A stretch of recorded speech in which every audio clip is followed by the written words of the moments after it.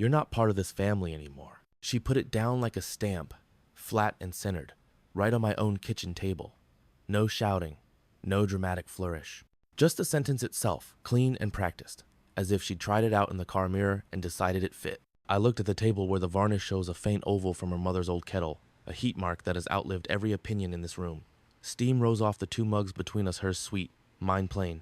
The clock on the wall ticked the way it ticks in winter, slower by a thought than it is in summer, as if time respects ice. Caroline, I said, using her name because a man should lift a thing by its handle. You're speaking in permanent ink about a house that remembers my fingerprints better than yours. She smiled the way people smile when they think they've already won. We're listing. I've got a buyer who loves potential. It's time to let go, she said, spreading her fingers as if she were releasing a bird that never learned her name. Time to let go. I glanced past her shoulder to the lake. February had pressed an iron coin of ice across the cove, and wind combed the pines backward. There are seasons that tell you what you are. I've always been a winter man, quiet, precise, patient, with tools that answer only to measured hands. She slid a folder toward me with the confidence of someone pushing dessert menus to people who can't afford dessert. We'll need you to clear your personal things this week, she said. The buyer wants a quick close, no complications. The word complications has a temperature. I let the silence find its own chair and sit. Then I stood, took my mug to the sink, and watched water run clear, then warmer. The window over the basin is wavy in one corner. The glass is old and honest. I like old and honest. I like records that don't apologize for being thorough. You're not fighting me? She asked, hearing the quiet, mistaking it for surrender. I dried the mug, set it in the rack, and turned. I'm measuring, I said. Different sport. Outside, the two little red caps of the iron pins winked in the snow, where I set them the year the old deed description wandered like a story told after midnight. A surveyor uses words even when he is silent. Bearings are sentences, distances are clauses. Monuments are punctuation that can't be argued with once they're sunk below frostline. Caroline gathered her papers, mistook movement for progress. I'll email the timeline, she said, and then because cruelty thinks it's helpful when it softens its voice, she added, don't make this harder than it needs to be, Leo. You're not part of this family anymore. I've heard weather say worse. I put on my coat, the old brown one with the loose thread at the pocket, and stepped into the air that tells truth with its teeth. The county building smells like floor cleaner and paper courage. The clerk knows my name and my pen. I asked for copies. The shoreline permit from 2002, my affidavit of completion, the parcel history, and the page that matters when people confuse sentiment with law, the right of first refusal, my wife and I recorded 13 years ago on a rain-polished afternoon, notarized by M. Delgado, her square stamp crisp as a winter horizon. The clause is plain. If any owner proposes to sell, they must give me notice of the terms and 30 days to purchase on the same terms. Any sale to a third party inside that window requires my written waiver. It is not poetry. It is grammar that makes money behave. My wife and I drafted it at the dining table with a legal pad and a pot of tea that tasted like oranges and patience. She read the language back to me with a smile you can't teach. Perpetual, she said, warming the word with her mouth like a coin. Make it permanent because we still believe in permanent things. We recorded it. Then we went to the diner and split the bacon down the middle because fairness starts with forks. I carried the certified copies out of the county like a man carrying an umbrella under a clear sky. You don't wait for rain to decide if you own one. Back home, February had settled deeper into the yard. The boathouse roof I replaced last summer wore an even inch of snow along the ridge, a good roof's way of saying it remembers who set the chalk lines. I put my folio on the kitchen table, laid the right of first refusal beside the email from Caroline that finally arrived, one line of scold, one attachment labeled Notice Proposed Sale Terms PDF, and read both without blinking. The buyer's agent was the type who writes, excited, in professional emails. The price was the kind that makes people fall into the future before they've paid for the present. The closing date was the sort loan processors circle with a red pen and a quiet sigh. The title company was one I've worked with before. They are polite, thorough, and allergic to risk. I sent 3 messages. To the title officer, acknowledging receipt of notice. Please note, recorded right of first refusal. Instant number 2012 to 14,783. I will respond within the period provided. Kindly suspend any third-party closing activity inconsistent with ROFR until my election or waiver is received in writing. To the buyer's agent, please route all further communications through the title officer and counsel of record. I will coordinate inspection access for appraisal upon election. To my banker, initiate commitment package. Target equal terms. Assume exercise. My phone lit up like it had gotten religion.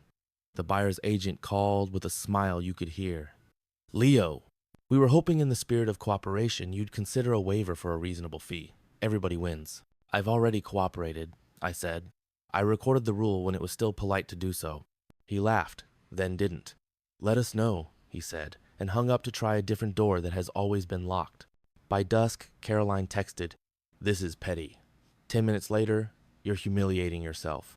I set the phone face down and made a sandwich that reached its muster to the corners because a man should be precise even when the room is empty. I slept like a ladder on solid ground. In the morning, I wrote the letter that makes ovens turn off and men with scarves sit up straighter. To Title Officer, Election to Purchase under Rofer, Inst. number 2012 to 14,783. I hereby elect to purchase on the same terms stated in the notice dated date. Please provide draft settlement statement, schedule commitment, and required buyer documents. Appraisal may be ordered. Access is granted. Kindly advise seller's agent that any transfer within the response period requires my written waiver. None will be issued. I signed with the pen she gave me, the one that writes like it knows where the line lives.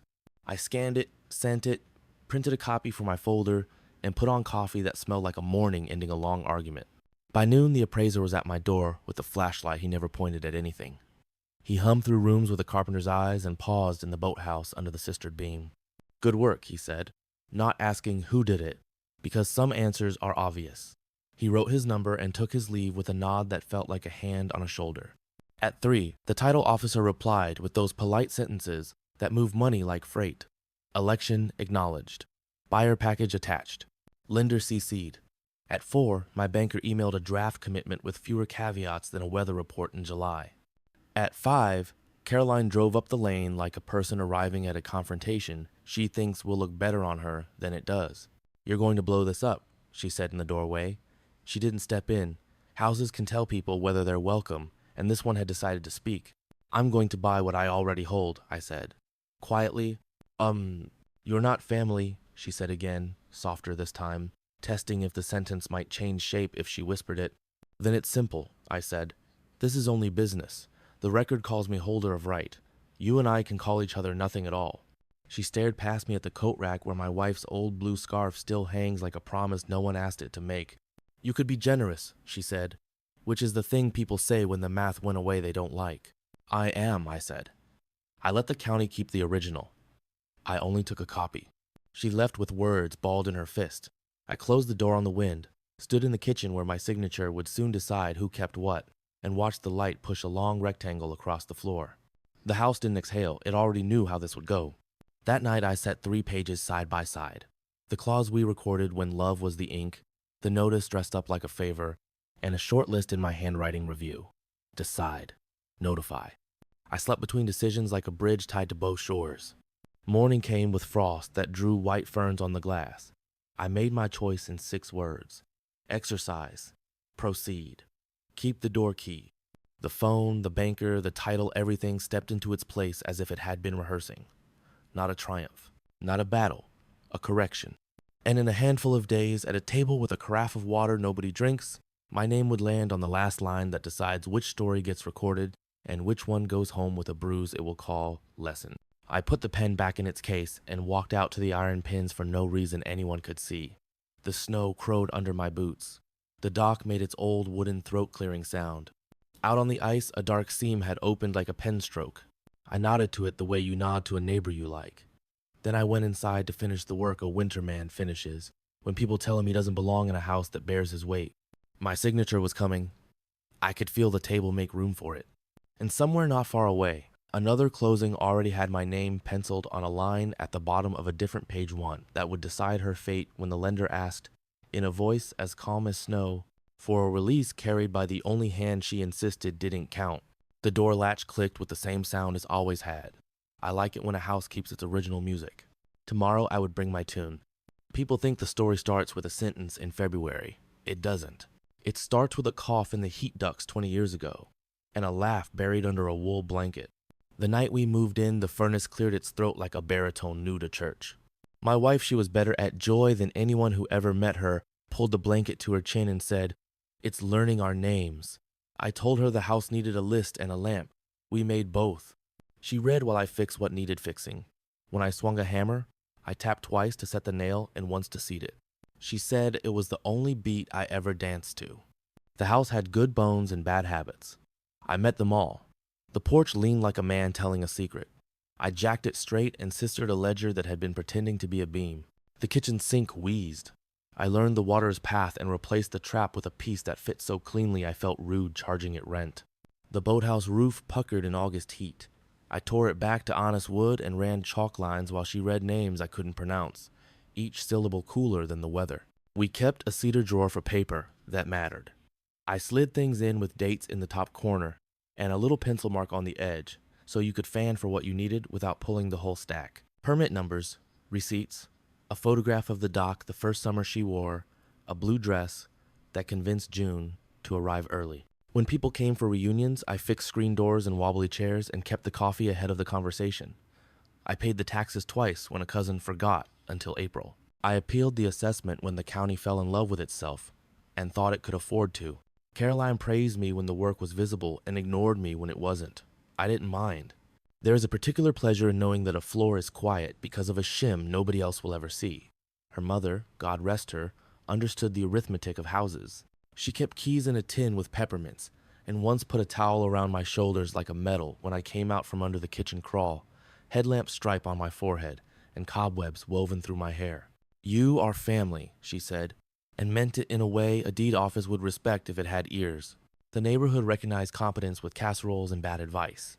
I took the former. I smiled at the latter. I helped a neighbor square an outbuilding, lent a transit to a cousin who returned it with a sheepish scratch, and built a little faith bank at the Shoreline Review Board where I said no to bright ideas that would punish the lake for surviving us. I bought sand and moved it one bag at a time in winter so Wheels could find an argument worth winning. None of it heroic. All of it written down. When the refinance came, rates dropped like a kind word. And the banker asked for paper the way doctors ask for breath. I sat at the table with my wife, wrote out a right of first refusal in a hand that looks like a draftsman's, and let the language be as simple as a plumb line. She read it back to me with her tea cooling on the coaster. "Perpetual," she said again, and smiled like a girl at the county fair. "That's a word we don't get to use much. Let's use it while it means what it means." We took it to M. Delgado, who pressed her square stamp like a brick into mortar. Afterward, we split pancakes at the diner and argued about whether butter counts as an emotion. We recorded it because winter is patient and so are some men. Then came the cruel room with the hand sanitizer, the diagnosis that didn't crash so much as lean on our shoulders until walking meant something different. I put a chair by the window and moved the lamp until the light put dignity where medicine couldn't. She told me two things I have not misheard. Don't let anyone talk to you like you were the help. And, if it comes to signatures, sign where it matters. I promised both without dressing them up. After she passed, the house made a new sound at night, less talk in the rafters, more breath in the curtains. I kept her blue scarf on the hook and her recipes in the cedar drawer, rubber banded tight in a way that makes onions taste like memory. I learned how quiet a kitchen is when soup has nobody to report to. Caroline became efficient. Some people grieve by organizing other people's things. She brought flowers that smelled like weddings and questions that behaved like bills. Can I store a kayak in the boathouse? Yes. Can you notarize a document, Uncle Leo? Yes. She asked how much the taxes were as if they belonged to a planet she didn't plan to visit. I kept paying on time because penalties breed like rabbits in April. When the ice storm came, her furnace died on a Sunday. I brought 2 space heaters and a face that lets emergencies feel safe. We moved heat from room to room with extension cords that remembered the right corners. Monday she cried when the repairman named a number. I wrote a check because winter is bigger than pride. I slid that receipt into the cedar drawer with the others in a file I never called loans because I didn't want to start a new language I'd have to defend. There was the year I fronted the dock insurance when the treasurer took sick. The season I hired a tree crew and tipped them extra because they treated the hemlock like it had a biography. The month I settled a cousin's deficiency to keep a truck from turning into a judgment that would nick every name in its path. I didn't press, didn't tally interest, didn't make it a story. I wrote the amounts where they go and went back to the list. If you do that long enough, you get mistaken for a quiet man. It's not quiet. It's a ledger singing to itself. People began to call the house nostalgic in a tone that tells you they plan to replace it with glass. A developer left a card with handwriting that looked like a font that thought too highly of itself. Friends mentioned unlocking equity, as if the lake were a padlock and not a friend with breath. A cousin with a mouthful of optimism suggested subdividing. I listened to the wind, decide what it wanted, and answer to that. The day the listing went live without my name, it felt less like betrayal than like the inevitable consequence of everyone forgetting we had written down the rules when there was still love on the page. I didn't raise my voice. I didn't show up with a story.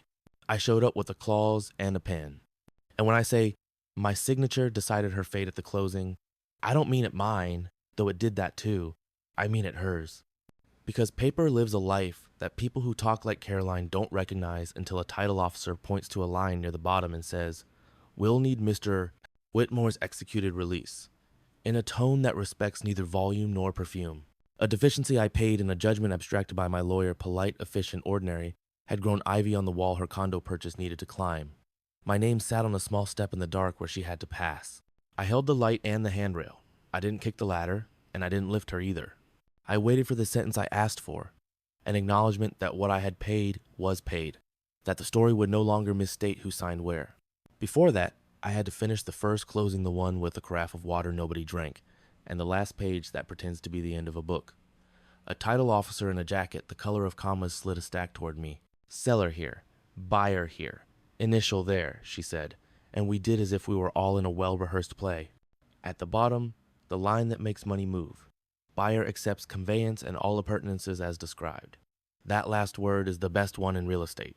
It means the dock's right to breathe, the little path to the shore, the memories that behave like rights, because they always have. I signed. The wire left me and then returned in a different hat. Caroline watched her proceeds shrink by the woodpile of reimbursements the title company had slotted onto the settlement statement under the polite name payoffs. Dull numbers, precise numbers, numbers that don't debate. Afterward, nobody clapped. Good rooms don't do applause. They do completion. Keys lay warm in my palm. The house waited for me like it always does, no performance.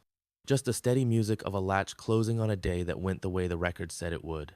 At home, I poured coffee and let the heat mark on the table remind me of kettles and vows. The lamp put a rectangle of light on the floor that met my boots in a way that always makes me feel like I'm standing in the right place. I put the signed pages in the cedar drawer behind the others and wrote in pencil on the inside cover, small, signed where it mattered.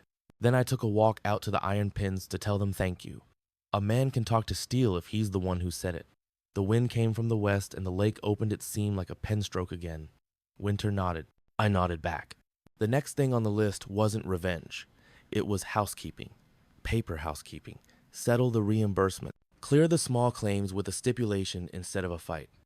Send the acknowledgement letter Caroline needed to sign if she wanted her lender to smile. Then, and only then, sign the release that would let her condo record and the elevator take her to a view she'd show people with a caption about new beginnings. I wasn't going to slam a door. I was going to insist that it be properly hung on hinges that don't squeak when you leave. And if she ever tells a story as if Leo was cruel, I will shrug the way houses shrug when you knock on load-bearing walls. Cruel is noise. What I did was wait.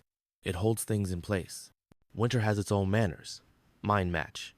When the title call came, "We'll need Mr. Whitmore's signature to release the abstracted judgment," I said what I had written months before with my wife's voice still warm in my ear. Send the acknowledgement.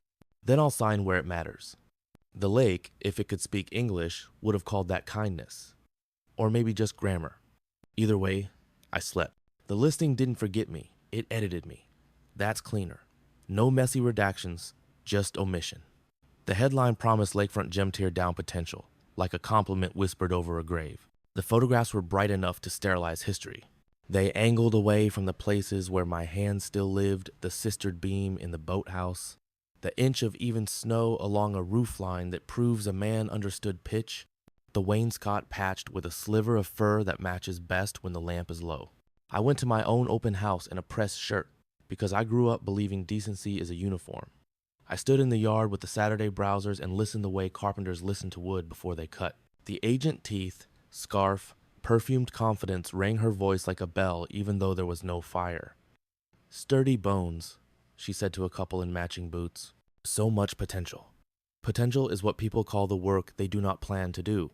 Inside, a candle called Lake Morning attempted to erase the honest smell of rope and old varnish.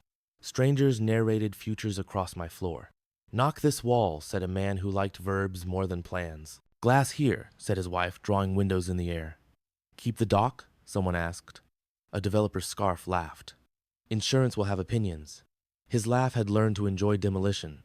Caroline arrived like a candidate late to her own rally bright, apologetic, efficient. She moved through the rooms on a cushion of curated empathy. "So many memories," she told the developer. "It's time for new ones." She used "we" like a key that opened every door without asking who owned the house.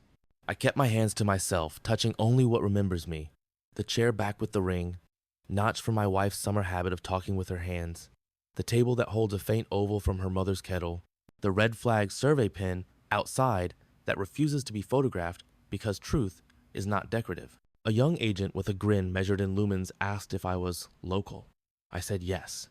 He said he had cash clients who adored vibes. I told him bluegill come late when the spring acts coy, and herons teach patience better than therapists. He laughed like he'd been told a password, and wandered off to sell skylights to a woman with tired feet. The stager had placed a paddle at an angle that suggested play. A boy knocked it against the wall 2 light taps, one seated thud. The old rhythm. I blinked at the memory it carried into the room. The developer shushed without sincerity. "Careful, kid, that's vintage." Vintage is the word men use when they want to charge extra for what they would have thrown away yesterday. On the porch, 2 men debated setbacks as if bylaws were weather. "Town won't notice," one said, "if your surveyor's friendly." Friendly? Even Ironpins blushed at that. The open house ended the way winter storms end, with crumbs and rumors. Business cards fanned across the counter, domestic confetti. Caroline lingered, face arranged into the expression the internet sells as closure. "We've got heat," she said to the agent. "Buyers, lender, the whole orchestra." She said orchestra like she had tuned the strings herself. I went home for the evening and turned on the lamp by the window. The rectangle it drew on the floor sat exactly where it always has. That's how you know a house likes you back. It makes a shape for you and keeps making it, no matter who visits. I printed the listing and placed it beside the Right of First Refusal my wife and I recorded 13 years ago. On the left, adjectives, hunger, exclamation points. On the right, nouns, coordinates, periods. On the left, a mood. On the right, a rule. I wrote 3 words in my little hand on a legal pad that still smells like office supply aisles.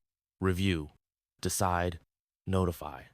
Then I called my banker, who prefers complete sentences. Then my attorney, who likes commas more than threats.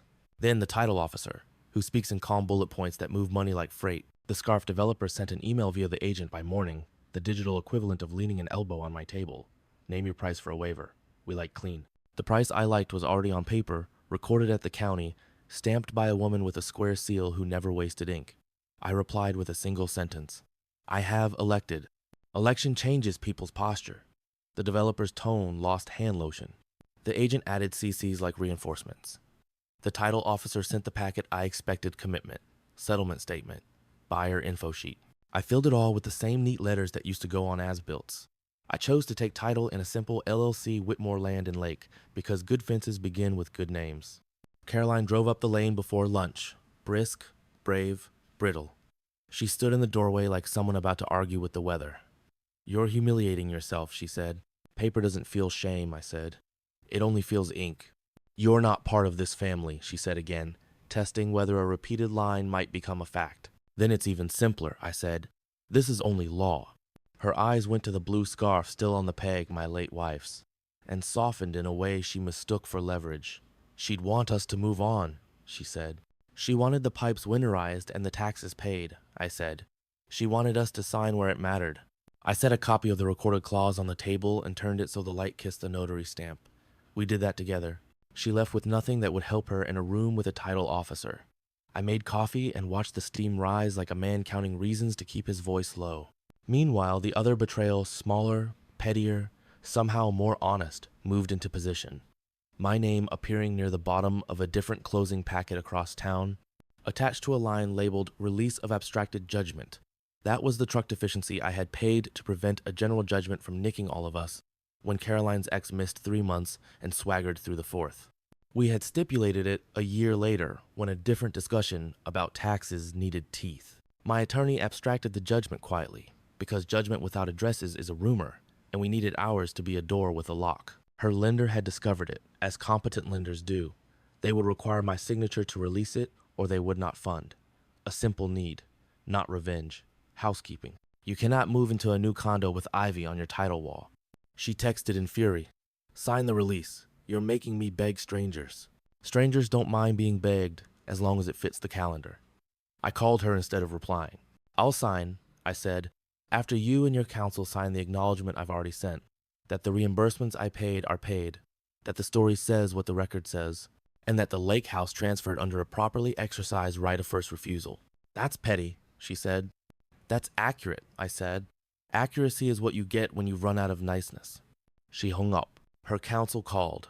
We traded sentences like chess moves until the adjectives on his side tired themselves out. The title closer, practical as a floorjack, proposed that the acknowledgement live as a letter outside the recorder's office. No theatrics, she said. Just a mirror in the file. Fine by me. Mirrors don't need applause. By the weekend, the acknowledgement came back, signed. I executed the release with a pen that has never missed. Paper moved. Light shifted. My name did what it is supposed to do. Hold weight and then get out of the way. The betrayal was not that they tried to sell a house without me. It was that they thought houses are only wall color and square footage. A house is a record of measured promises. If you disrespect that, paper will embarrass you gently in public. The scarf developer withdrew on a Thursday afternoon via an email with fewer exclamation points. The buyer's agent pivoted to backup offers.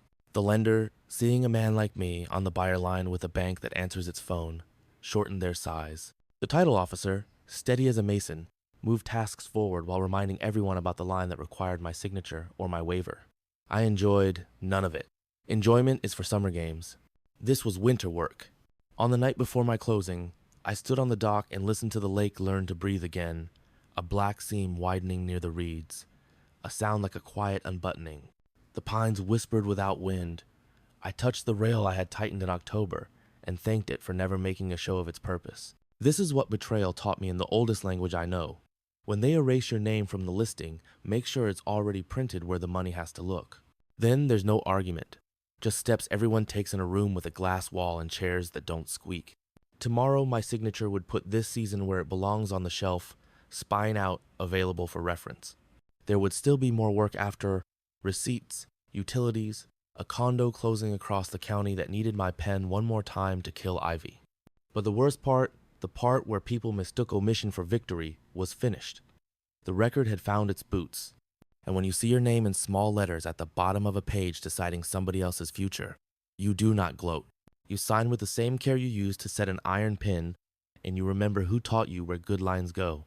It was my wife, with tea that tasted like oranges in a quiet room with February outside blinking its iron eyelashes. I went in and slept with the lamp off. The house didn't need help keeping watch. Counter moves look dramatic on screens. In the real world, they look like forms, appointments kept, emails with subject lines that begin per our conversation. They look like a man who keeps a ledger laid flat on a table, weighted by a pen and a coffee mug with hairline crazing that catches the morning light. The morning of my closing, I shaved with care because ritual is a spine. I pressed the shirt, knotted a tie I could have lived without, and put the pen she gave me in my inside pocket. Snowmelt ran like dark veins along the edge of the road. The bank building looked like every bank building. Glass, carpet that asks for quiet, a plant that's nobody's job but keeps living anyway. The title officer shook my hand with the steadiness of a nurse who has done this procedure 1,000 times. She laid the stacks in order like a carpenter staging cuts. Seller here, buyer here, she said, and slid pages to their owners. Caroline sat across from me with counsel at her shoulder. She looked less like a victor and more like a person in the expensive part of grief. The moment you realize other people have calendars too. We signed where we were told. We initialed where oversight gets tempted. And then the page I was waiting for arrived with its solemn phrase, buyer accepts conveyance and all appurtenances as described. If real estate has a psalm, it's that line. I signed in my small, steady hand. The wire left me and returned in a different coat. The settlement statement did a little math that respected past favors. Furnace, dock insurance, that old deficiency. The numbers moved without commentary. Title officer saved commentary for lunch. Nobody clapped. The title officer stacked pages, the closer shook hands, and the door made that sound commercial doors make when the spring thinks of all the doors it has closed and chooses to close one more. Outside, the February sun pretended to be April for 60 seconds. My keys warmed my palm. At home, the house lifted its chin just enough to feel noticed. I put the folder on the table in the square of light. I brewed coffee. The tick of the old clock met the soft drip in the quiet like two old men agreeing about weather. That's all countermove is. Agreement, finally, with the right version of the day. Then came the follow-through, which matters more than the swing. I called the utility companies and moved names from lines to lines. I set autopay because late fees are a personality I refuse to date. I walked the perimeter with a small notebook and wrote down what any future argument might try to steal. Fence lean corrected 2 degrees, shore path intact, north pin visible and true. I climbed into the crawl to check where that old pipe runs through the cold corner. Still dry, still wrapped, still mine. In the afternoon, I drove to the courthouse to record what the title company had already recorded, because sometimes you go to church on Sunday, and sometimes you go midweek to sit alone in the quiet and remember what the hymns feel like in your chest. The clerk stamped copies for my file, tapping the top sheet twice the way she always does. "Congratulations," she said, and meant it in the institutional way that counts like a school secretary pronouncing a child's name correctly on award day. When I got home, the wind had shifted. The lake smelled like iron filings and old rope. I took the cedar drawer out, put the new deed behind the old clause, and wrote a small line in pencil on the inside cover. Whitmore Land and Lake, member managed. Simple, accurate, permanent enough for me. Then the other pieces. I assembled the reimbursements file, the one nobody wanted to look at because it had dates that refused to become opinions. My attorney's sweater, commas filed the stipulation that moved money from "we'll get to it" to "this happened and is done." We abstracted the truck deficiency judgment last year because he is the sort who builds handrails before someone slips. Now it was time to unwind that handrail for a new staircase in a different building, Caroline's chosen Riverview elevator. The title closer from her condo side called my lawyer and CC'd me because professionals understand that CCs are how people avoid fire. "We require executed release by Friday to meet funding conditions." I answered within the hour. "Upon receipt of the signed acknowledgement letter, as transmitted to counsel, I will sign and courier release same day." The closer wrote back a single word I liked more than most. Understood. Caroline called me instead of her counsel, because blood tries shortcuts even when paper likes maps. "You're holding my life hostage," she said. I listened to the breath that followed, the sound of someone leaning on a wall that just turned out to be glass. "I'm holding a mirror," I said. "It reflects paid bills, and the truth about the lake house transfer. That's all." "You're cruel," she said, softening her voice like it might scuff me less that way. "I'm Winter," I said. "I don't add, I reveal." She hung up. I wrote down the exchange in my small book because memory is famously lazy when it is embarrassed. The acknowledgement letter came the next morning via her counsel's assistant, who has the cleanest email signatures in the county. One paragraph, factual, dull, the way I like important things. It stated that the furnace repair, dock insurance, and truck deficiency had been reimbursed to me in full, that future statements to third parties would reflect that the lake property transferred via my exercised right of first refusal, and that neither party owed the other any amount not otherwise documented. I signed the release and sent it by courier to the closer with a note. "Congratulations on your funding. Kindly confirm recording." She called at 4 with a voice that sounded like an exhale. "Recorded," she said. "Funded." She thanked me like a colleague because that's what we were, two people who prefer systems to scenes. When I turned from the call, the lamp had drawn its evening rectangle. I stepped into it and thought about the precise moment where a countermove stops being defense and becomes design. It's the second after the wire hits, after the release records, after the acknowledgement gets scanned into a file. No one will browse until the next storm. That second is the one I live for. It's what a surveyor feels when an iron pin rings against bedrock and the hammer handle relays the truth through the palm to the shoulder to the quiet place behind the eyes. I made dinner an egg, a heel of bread, a slice of cheese cut true, and ate at the corner of the table where the varnish has thinned from years of elbows. I thought about how small acts become structures. Tightening a rail, filing a clause, answering a phone at 4:03 p.m. with the right sentence. After dinner, I walked the dock until the last board. The seam in the ice had widened into a suggestion of water. A heron stitched the far bank to the sky with slow wings. In the dark, you can feel ownership without hugging it. The air belongs to anybody with lungs. The house belongs to the person the record points to. The lake belongs to itself. Phones do their work even when you've turned them face down. In the morning, mine had 5 messages and no emergencies. My banker relayed the final funding notice with the kind of neatness that makes you trust people.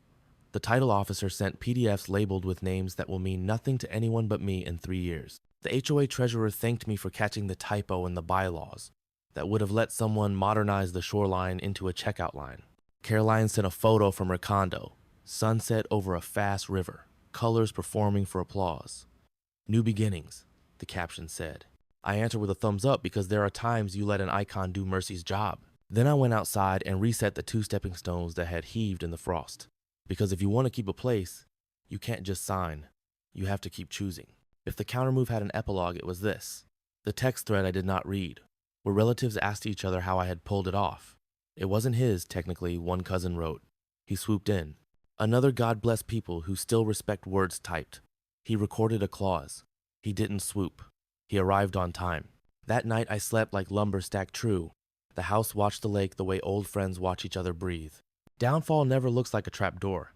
It looks like delay fees, withdrawn offers, emails with subject lines that begin regretfully. It looks like a developer's scarf folded into a drawer nobody opens again. It looks like a woman who once believed the world would always seat her at the head of the table, learning how to wait on a bench near a clerk's window. The sale they wanted to make without me died quietly when I elected. The developer went hunting for a parcel, unarmored by love and commas. The agent retreated into new listings where adjectives work better. But downfall was not their sale collapsing. Downfall was a slower accounting, realizing where the center of a family had been, how much of its spine lived in a man they edited out of photographs, and what it cost to reprint the picture with the right names. Gossip does its work first. At Easter, an aunt whispered to a cousin who told a neighbor who told the internet that I took the house. The internet believed the verb because verbs are fun. The neighbor texted me apologetically, trying to be in 2 living rooms at once. I replied with a PDF of the recorded clause and a single line. We signed this when love still sat at the table. The neighbor sent a heart emoji a teenager would be ashamed of and asked about bluegill. I said late spring, if the wind behaves, weather behaves for no committee. Money does its work next. Caroline's proceeds ended up lighter than the sum in her head. Title company math has a way of turning. I'll get you back into lines that pay out before anyone smiles. The furnace is winter, the dock's insurance spring, the truck's bad summer, all present in the distribution like quiet relatives who sit in the back pew and pay the bill without introducing themselves. She called it ugly. I call it honest. Then there was the elevator at her condo that kept stalling because the association had deferred maintenance a few years in a row. She texted me a video of the doors opening and closing like a nervous mouth. We should have bought new, she wrote, meaning the elevator, and then, perhaps, the life. I typed and deleted enough times to sand the sentence to its true size. Maintenance is the only new there is. I finally sent. She did not respond, which is a kind of learning. Reputation catches up last. People who used to use my time like a spare ladder began to say my name softer, as if it might be a brand they could not afford. A cousin asked me to notarize a document if it's not weird, and I said it wasn't, and did, because decency remains inexpensive if you keep the receipt. The HOA president, who once pitched modernizing the shoreline to applause, asked me to help write a sensible dock policy. I did. We used words that meant what they meant. The lake approved without ceremony. The person whose downfall mattered most was not Caroline. It was the story where I was the help.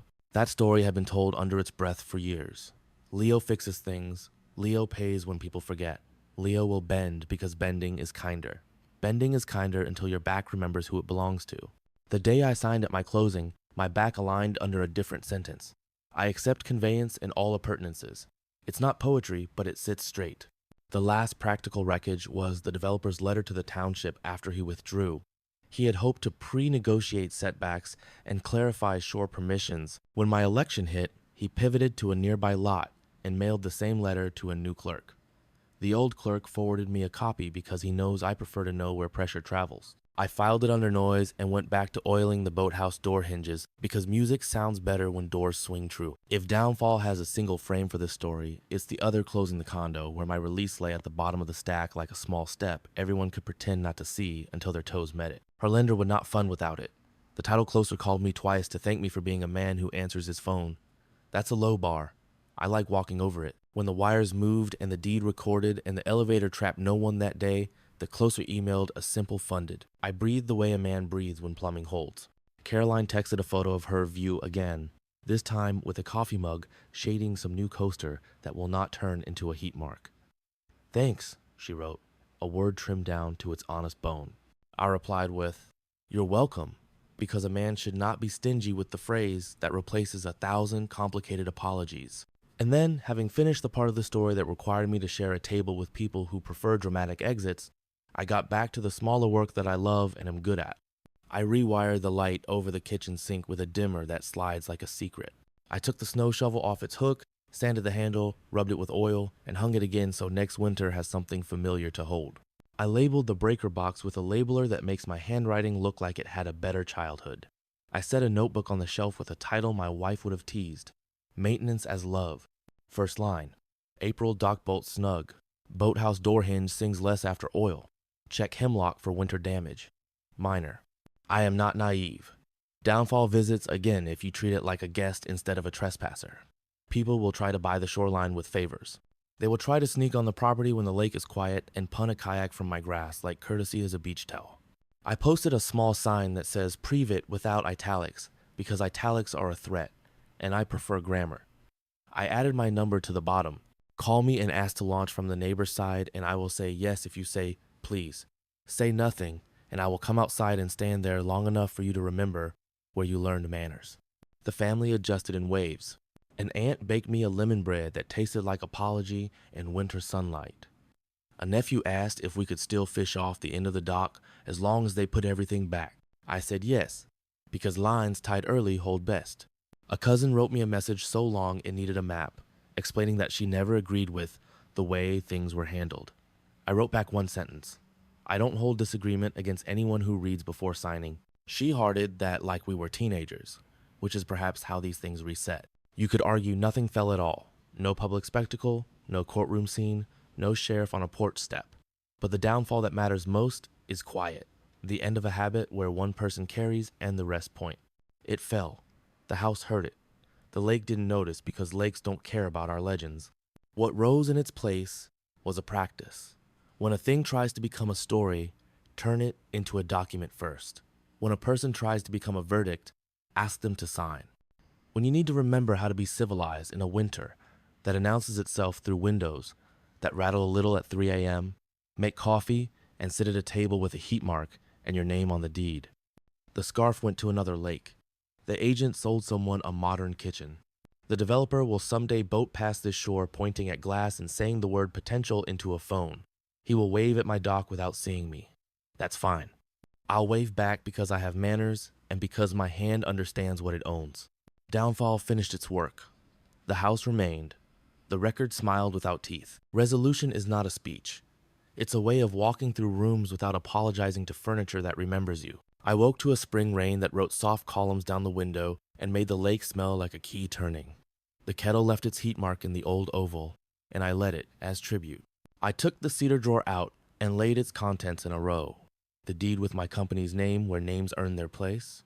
The right of first refusal with that square notary stamp like a small fortress. A settlement statement with the boring lines that paid more honor than money. The acknowledgement letter from another closing that proves we can tell the truth even when it's inconvenient. I put them back in order. I slid the drawer home. The dovetail kissed the frame like a habit. Then I did what men do who are not trying to be legends. I cleaned gutters. I reseated 2 stones at the foot of the dock so bare feet will not find corners. I took the blue scarf from its peg, shook winter out of it, and hung it back up because presence is a kind of architecture. I oiled the hinge on the porch door until it stopped announcing itself to the yard. I wrote checks to people who earn them, and set reminders to call the ones who don't. In the afternoon, I walked ashore with a trash bag because wind brings strangers. When I found a broken styrofoam cooler half sunk under the reeds, I pulled it out, let it drip, and laughed at how heavy the lightest things can be when they are waterlogged. That's a lesson I plan to reread. At dinner time, the light fell through the kitchen window and caught the heat mark on the table.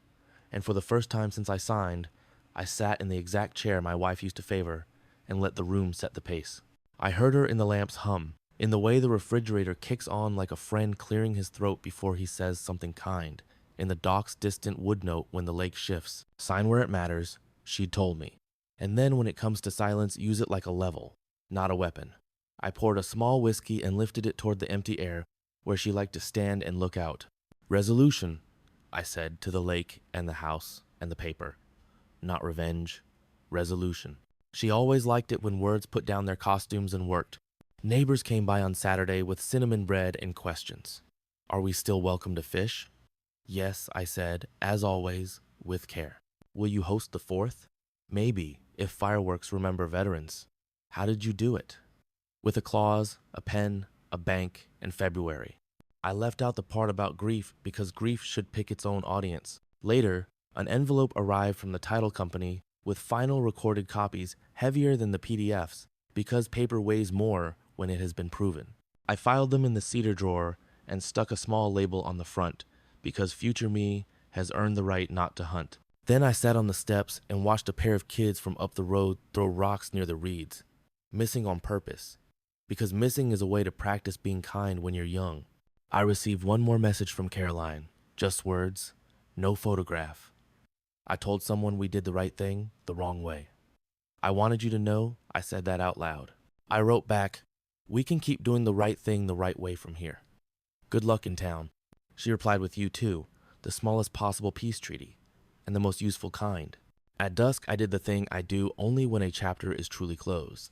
I took out the leather folio that has lived on the passenger seat of 3 trucks and turned its last blank page into a list of firsts. First spring as owner of record. First rain on the new deed. First bluegill of the season, maybe tomorrow. First nap with the porch door open long enough to let May in without letting memory out. I dated it and signed it in the lower right corner, small, because signatures should never shout. If you came by then and asked what I'd learned, I'd hand you a rag and send you to the boathouse to wipe the light dust off the joist where the sistered board meets the old one. You'd feel the seam where sweat and math met. You'd say you couldn't see the fix. I'd tell you that's the point. You're not part of this family anymore, she said in February, setting down a sentence like a piece of decor. I let the room absorb it, the way houses absorb weather, and then I let the record reply in its plain voice. The record outlasted the decor. The family we were 2 of us, a lake, a table with a heat mark, a house that learned our names held. Family, in this version of the word, is what you sign for and maintain. It is less about chairs around a holiday meal and more about who wraps the pipes before the first hard freeze. The closing wasn't a victory. It was a correction. The condo release wasn't punishment. It was a mirror. The downfall wasn't her life breaking. It was a story changing narrators. And this resolution isn't me triumphant. It's a kitchen with the right light saying what kitchens say when you sit down properly. Stay as long as you like. Take your plate to the sink. Sleep without guarding the door. I turned off the lamp and left the rectangle on the floor to fade at its own pace. The dock sounded content. The house did that old night settling like small agreements. The lake breathed. I slept with the window cracked and woke to birds arguing politely about which branch belonged to whom. In the end, I didn't win anything. I kept what I promised to keep. I used silence the way my wife asked me to, like a level, not a blade. And when the time came to sign, I signed exactly where it mattered and nowhere else. If you're looking for instructions, here they are. Write it down when you still love each other. File it where winter can find it. Keep your receipts in a cedar drawer that smells like clean promises. Pay for what you say you'll pay for and write those down too. Use commas like handrails and periods like iron pins. When someone tells you you're not family, look at the work, then the record. Let the record speak first. Then go outside and listen to the water. It has nothing to do with you and everything to do with how you carry yourself back inside. That's resolution. That's the door that closes with its original music.